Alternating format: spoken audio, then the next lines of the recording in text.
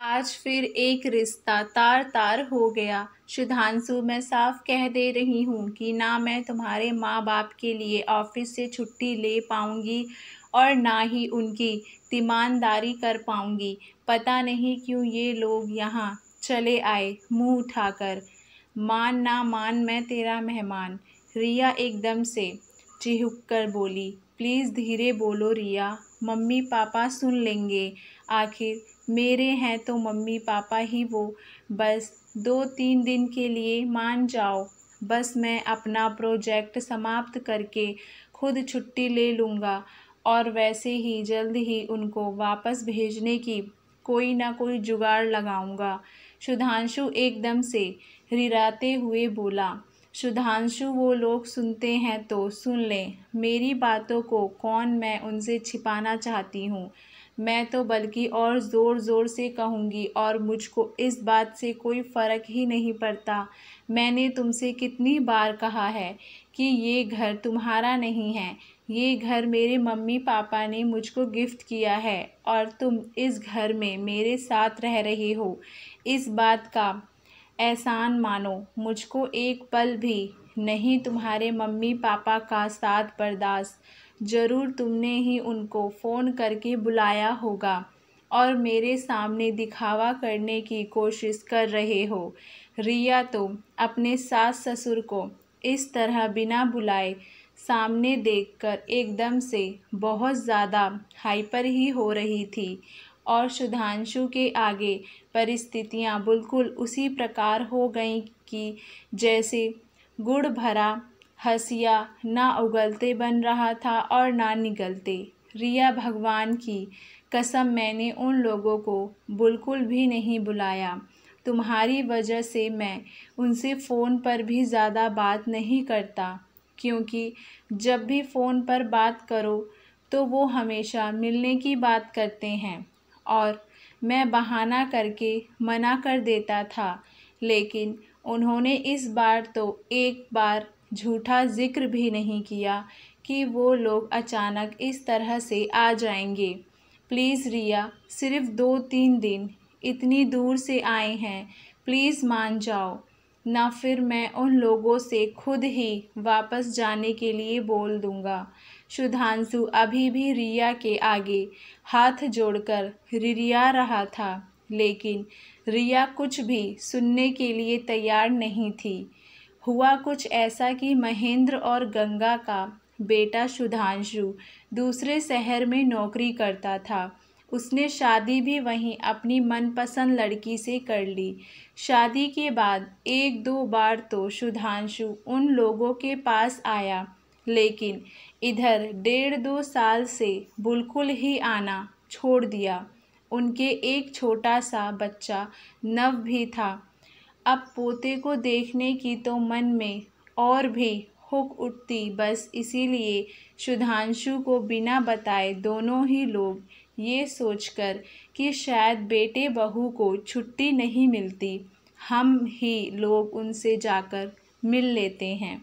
लेकिन यहाँ तो माजरा ही बिल्कुल उल्टा था और ये सुनकर तो सीना ही हौक उठा कि बहू बेटे उन लोगों से संपर्क ही रखना नहीं चाहते थे और उन दोनों की सारी बातें बाहर बरामदे में बैठे महेंद्र और गंगा को साफ साफ सुनाई पड़ रही थी।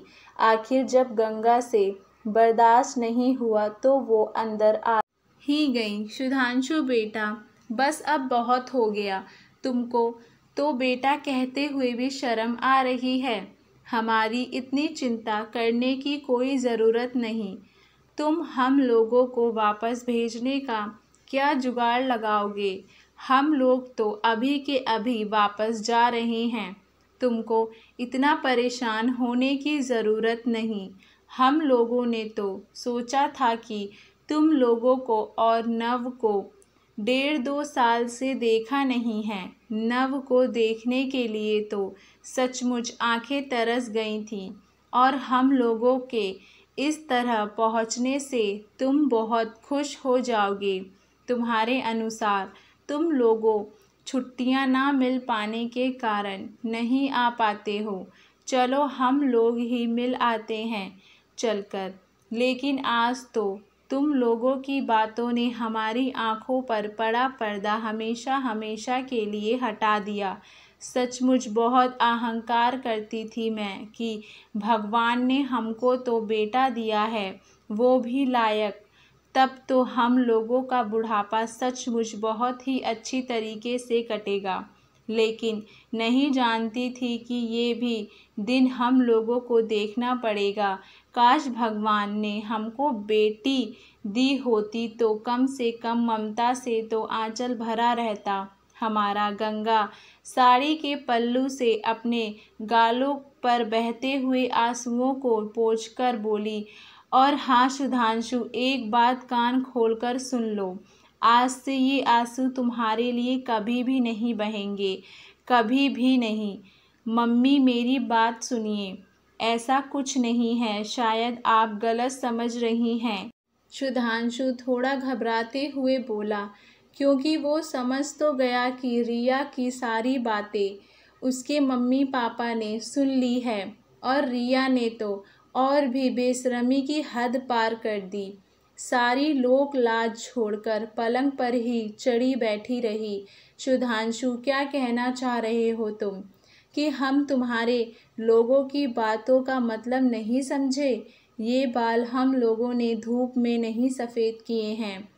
बहुत एहसान फरामोश हो गई है आज की औलाद। लेकिन बेटा चिंता ना करो, अभी तुम्हारे आगे भी बेटा है, और एक माँ बाप की आह कभी खाली नहीं जाती। महेंद्र ने भी अपने आंसुओं को पोंछते हुए कहा, तुम क्या समझते हो कि तुम लोग हमारा साथ छोड़ दोगे तो क्या हम लोग जी नहीं पाएंगे? अरे हम लोग एक दूसरे के लिए बहुत हैं, दोनों एक दूसरे के सहारे जिएंगे। लेकिन अब जीवन में कभी दोबारा तुम लोगों की तरफ मुड़कर भी नहीं देखेंगे। ये कहते कहते महेंद्र तो हाफने ही लगे, लेकिन सुधांशु बेशर्मों की तरह महेंद्र को हाफता देखता रहा और एक कदम भी आगे नहीं बढ़ा। आप ज़्यादा परेशान मत होइए, वरना आपका ब्लड प्रेशर हाई हो जाएगा। क्या आपको हमारे ऊपर विश्वास नहीं? वो लोग भी ज़िंदगी में जीते हैं जिनके औलाद नहीं होते।